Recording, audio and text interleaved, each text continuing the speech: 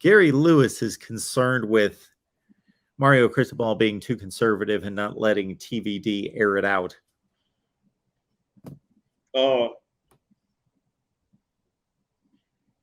I think you're well within your right to feel that way. The last time we saw Coach Mario Cristobal with an elite quarterback and Justin Herbert, he's turned into somebody that none of us thought we would ever see. He's a top 5 quarterback in the National Football League. Coming out of college football, he was not that. He was an RPO, dive quarterback. He was basically Cam Newton with long hair and could run people over. That's who he was. He gets to the Chargers. You come to find out, what? Yeah, he Who? surprised me. and again, Coach Cristobal has talked about this. The fact that he feels horrible that they didn't use him in the right way. He was even thrown aback by who this young man is. But because he's from Eugene, Oregon, Justin Herbert is, he grew up wanting to be the Ducks quarterback, and he just kind of, I'll do whatever it takes to. He still won a Rose Bowl and a conference championship, running an offense that didn't even fit all of his great attributes. Let that sink in. Okay, that's also about talent acquisition and toughness and things of that nature that Coach Cristobal implemented at Oregon.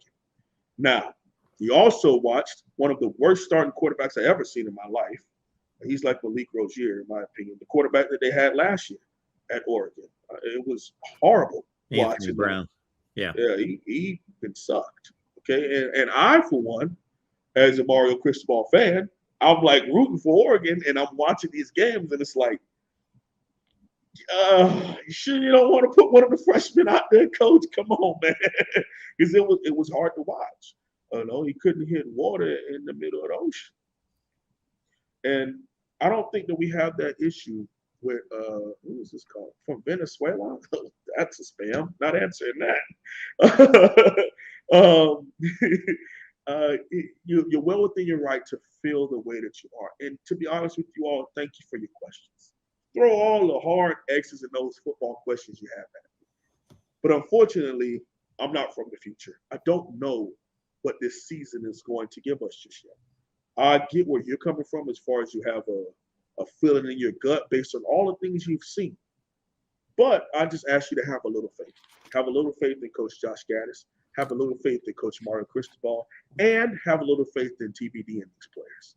That's all I'm asking you to do. Have a little faith. Because at the end of the day, they're going to go out there and execute a game plan. And we hope that it's a game plan that is very successful that leads us all the way to the national championship game. But we won't know until it happens, until we line up and see what kind of offense this really is, see what kind of defense this really is. We do not know. If we're taking all of the previous information given to us right now, we're going to be a run-heavy team, blow people off the football, heavy play action, get behind you, and put the ball up in the air and hope the wide receivers catch it. If you take Coach Josh Gaddis at Michigan, if you take Coach Mario Cristobal at Oregon and put those two things together, that's what you're going to get. But they also know they have a top 5 quarterback. Why not put him in position to prove he is that? If that means we come out in pistol instead of I formation and diving right at our people all day long, we come out in a little bit more pistol, a little bit more shotgun and spread the ball out, we will see. But again, I will not judge this team until halftime for Texas A&M and what was the product I've seen up until then. Because you could just line up and be kind of vanilla and bland for the next 3 weeks and be all right. But that 4th week, you're going to line up against a team that's bigger than you and that's going to think you're not that good. You got to prove it to them. Okay, so I'm going to wait until then in order to judge them. I do not know what's going to happen, but I do believe you're well within your right to have your questions about why Coach Cristobal won't let TVD just stand back there and let her fly. Based on what I saw out of Justin Herbert at Oregon, I thought when he was selected, I believe 6th in the first round of the NFL draft, I thought it was a classic example at the time of a team reaching because they needed a quarterback and they were reaching too far. And I thought he might be okay, but I just don't see it. And then boom. Yep. And that's why I said, Mark, you never know. You genuinely never know. These things happen every now and again. Okay. Even with our Miami Hurricanes, you look at 2020. I didn't know Mike Harley was going to go off and have a historical season like that. I didn't expect him to be that good. He's a slot backup. Turned out to be the leading receiver on the team. I didn't think KJ Osborne was going to do so great in the Miami Hurricanes uniform. He took off.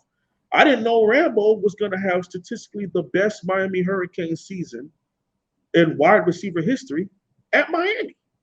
He did. These young men and these people get opportunities, and sometimes they go out there and maximize them, and sometimes they don't reach the mark. And sometimes you're for sure like, oh, this guy's a first rounder. I have no questions about it. He's undrafted free agent.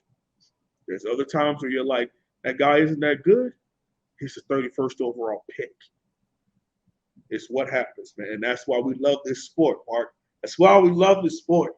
Because it's not done virtually. It's not done on paper.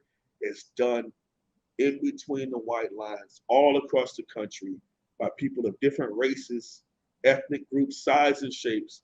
And at the end of the day, you got to go out there and get it done in a 60-minute increment. Hot dog.